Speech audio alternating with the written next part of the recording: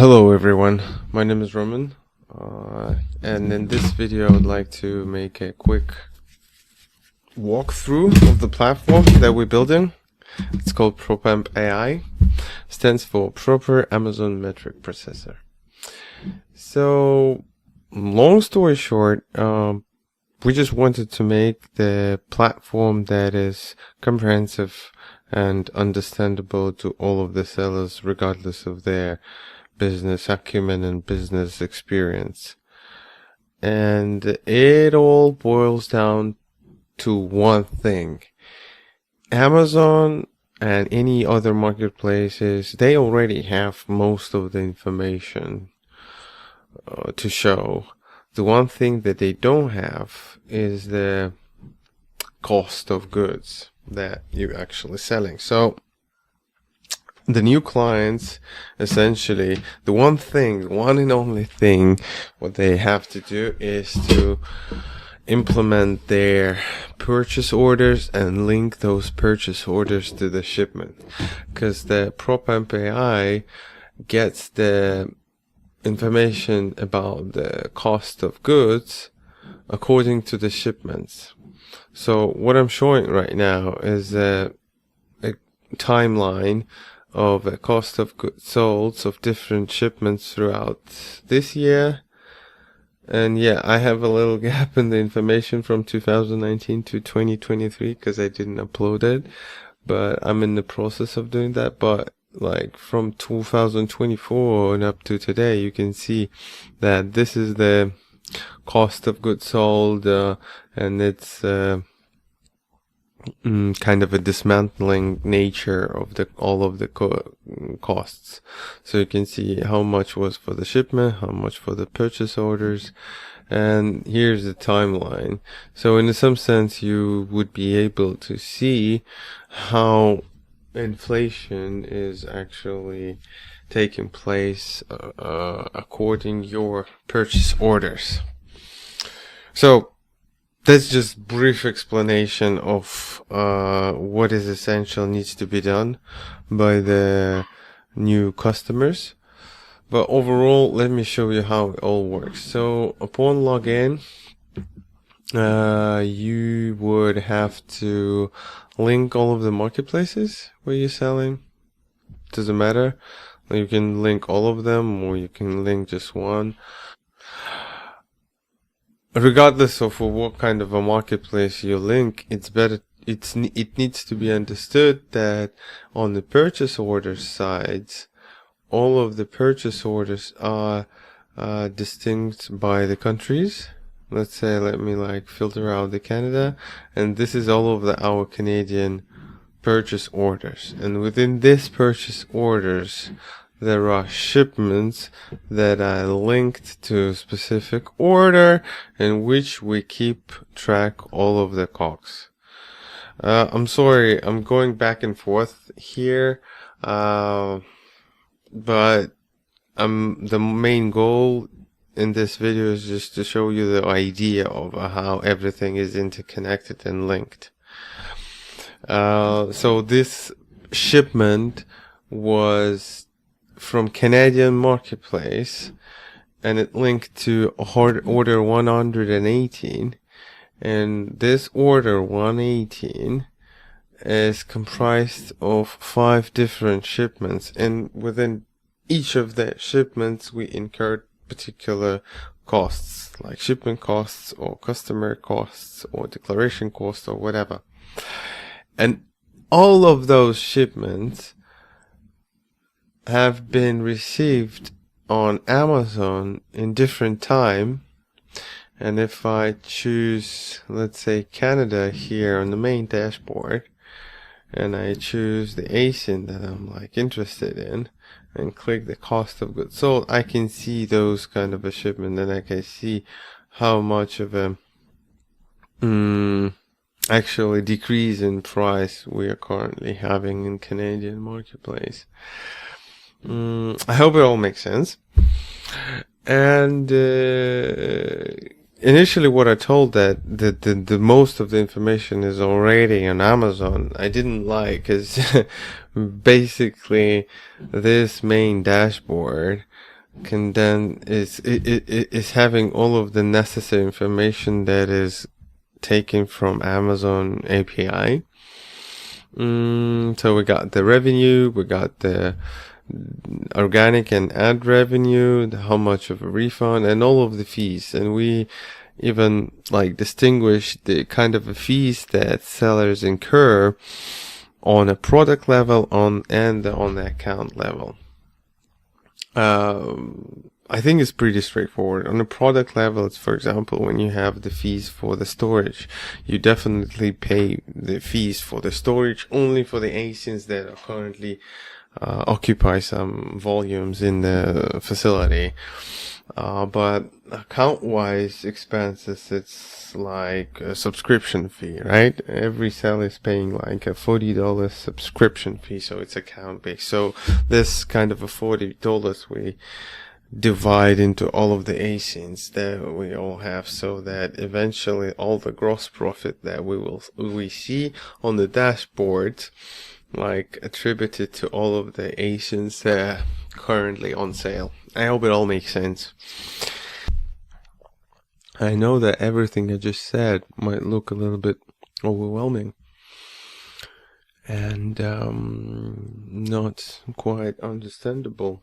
So what I'm gonna do now, I would like to some kind of a mimic of a creation of the order, so that you will be able to see how it all works. Let's say order 164. That's a beautiful order. That's everything is filled up with all of the information, with all of the data, and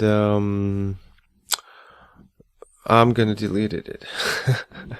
I'm just gonna ruin it. Yes, delete it. Yeah, it's gone. So what I'm gonna do right now, I'm going to hit create order. So I'm going to recreate the same order. So it's order 164. It goes to the Canadian marketplace.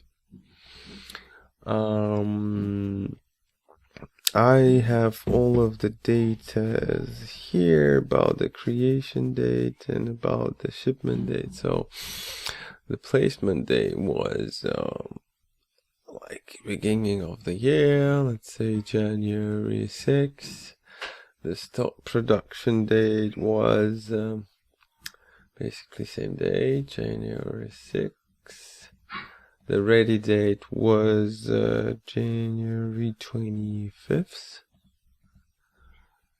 And the supplier was this one, in terms was FOB.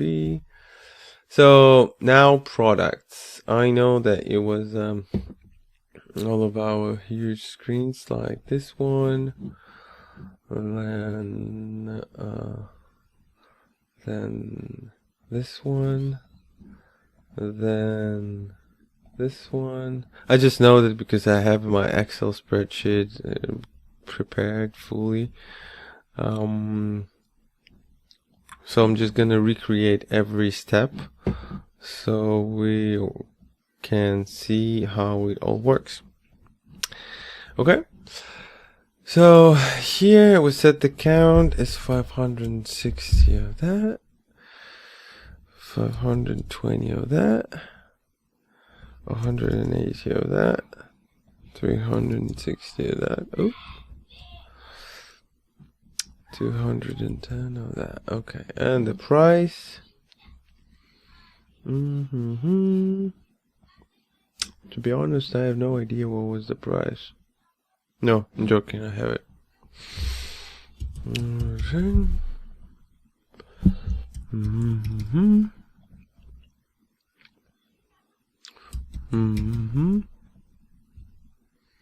So this is the price that we negotiated with the supplier. And now you see the full amount of the purchase orders. All right. Oh, by the way, I forgot to show you the cool stuff. Here is when you set the approximate restock date of that particular order, it pops up on this little nice graph of the inventory. In fact, while this is deleted order that already have been existed. That means that this inventory already was on Amazon. And yeah, you can see in March it was delivered in March. So I'm just mimicking the old order. But anyway, once the purchase order is set, we need to add the shipment. So how it all works. The sellers, they have to create the shipment within Amazon, and Amazon will tell to which fulfillment centers seller is allowed to bring his inventory. So I already have those shipments. It basically was 2 shipments. Since it's order 164, just hit order 164, and I have this is the first shipment.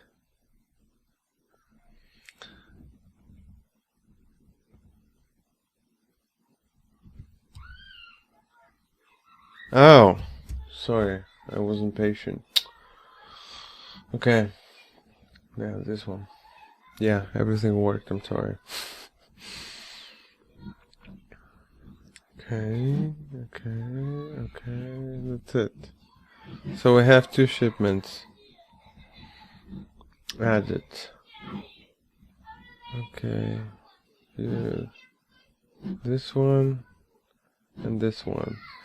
You see, it's already have a lead time, and it's already have the information about when it was shipped to Amazon, because it's old shipments, and everything, every information is already taken from the Amazon. So once you have your purchase order and linked shipment, you just hit create order, and now your order is created. So once your order is created, you have your payment dues, because obviously we have a payment to pay for the deliveries. For the production, this amount, and for the deliveries. That's a kind of a 2 different states of the payments. It's like order payments and shipment payments.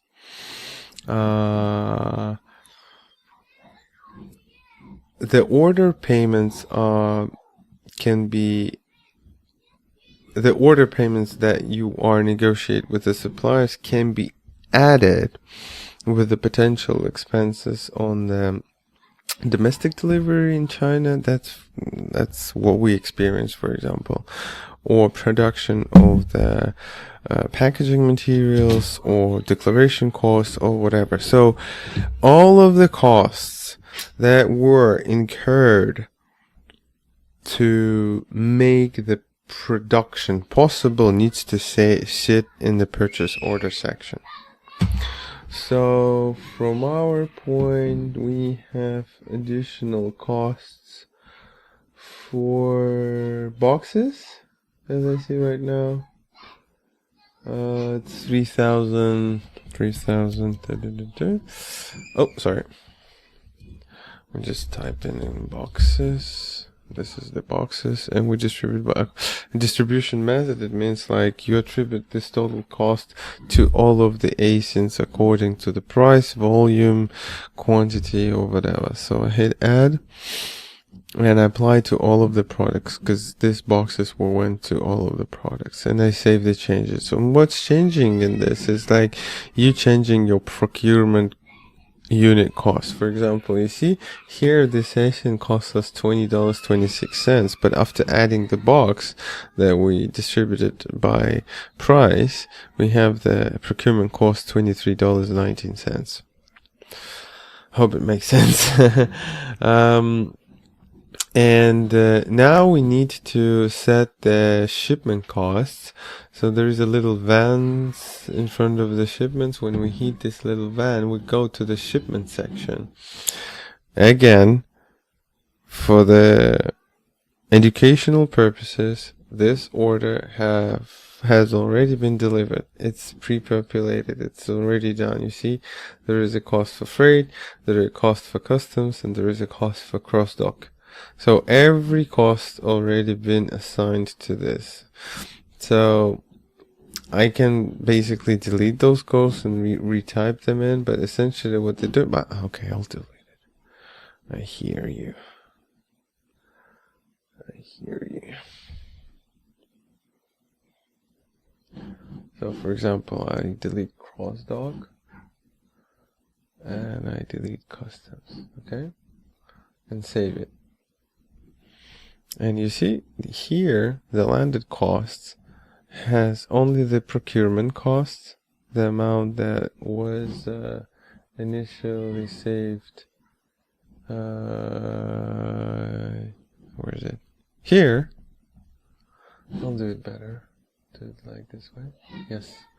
So on the left, where we see the section of the production, where I can see the landed cost is $18.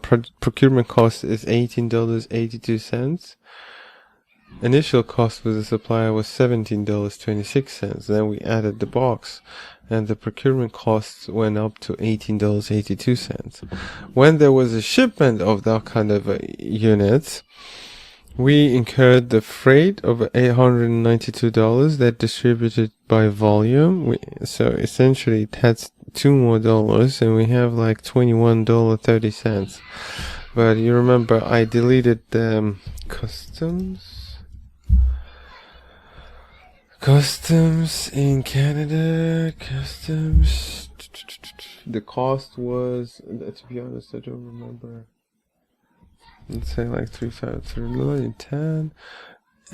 It's by price. I added, and it was a cross-docking cost, and the cross-docking was 801, and I distributed by volume because it's different sizes. So when I hit save changes, it immediately appears here on the section. Let me just pin the ASIN. You see this ASIN, we started with $17.26. Then we added boxes. It ended up having $18.82 per piece. Then we had the freight delivery, custom payments, and the cross-docking. And eventually it added $2.48, then 86 cents, and $2.23, ending up being $24.39 in total. I hope it all makes sense. This is called unit economics. So we have the final cost of this particular shipment that came to Amazon Canada for $24.39. Okay, and then we go to the main dashboard. We go to the main dashboard. Hopefully it works. Yeah, you remember initially I deleted this whole order. So this cost of goods from that particular shipment were gone, and now we added it back. It was 164. We go to the timeline. Yes, and you see it's added here. So how the calculation of this particular amount works. It takes the residual quantity of inventory that was stored in the warehouse, multiplied by previous cost of goods, adding new quantity of the particular shipment, multiplied by the new shipment costs, and divided by the whole inventory that's and eventually is gonna be on the warehouse. In other words, at the moment of when this shipment came, this particular shipment with the 360 unit that we currently updated, at the moment when this inventory came, the cost of goods sold of the cost of goods of that amount was $27.81. So we have a multiplication of that. Then we take a new shipment quantity multiplied by new amount and divide the addition of those two shipments. I hope it all makes sense. It all makes sense. It's called weighted average COGS. It all makes sense. I'm sorry for my poor explanation, but it all makes sense. So yeah, this is what we did. Again, we just deleted the shipment, deleted the order, we just recreated it, and everything works flawlessly. Let me just double check the other shipment. You remember this is only one shipment for 360 units. Never watch never check that. No, don't listen to me. Always check the received quantity amount, but just don't pay attention to this exact discrepancy, because this discrepancy was been taken care many months ago, because this is shipment from March. Okay, now if we go to another shipment, it's all pre-populated again. I hope so, to be honest. It was delivered later. It was delivered in May. Really? No, it wasn't. It wasn't delivered in May. It was delivered in March. So let's just update that.